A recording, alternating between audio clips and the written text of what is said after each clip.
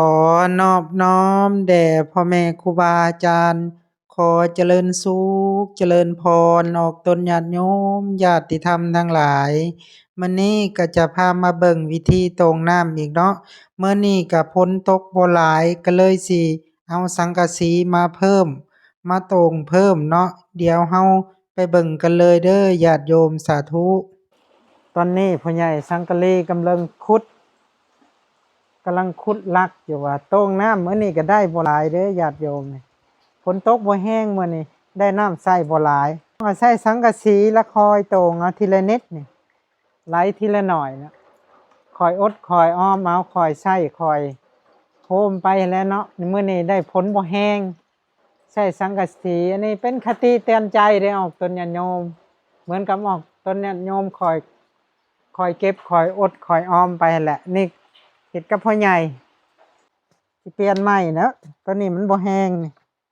สิเอาแผ่นยาวใส่มันได้น้ำบ่หลายนะ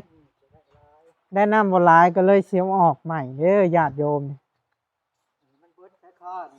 ให้เบิดใช้ค่าเลยเพิ่นว่าให้ตรงเบิดใช้ค่าเลยนี่เด้อญาติโยมแป้งใหม่ให้ได้น้ำใส่หลายกว่าเก่า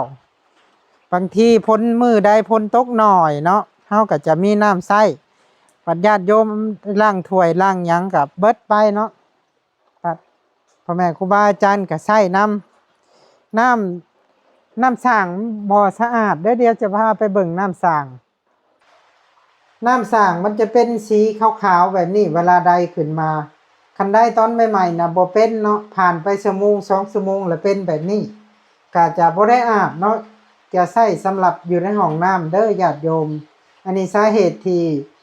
อาตมาบ่ใช้น้ำสร้างสาเหตุที่ต้องเอาน้ำฝนเพราะว่าน้ำสร้างนี่บ่อยากงามเนาะบ่งามแล้วก็เวลาอาบแล้วก็จะแพ้หน้าแสบๆ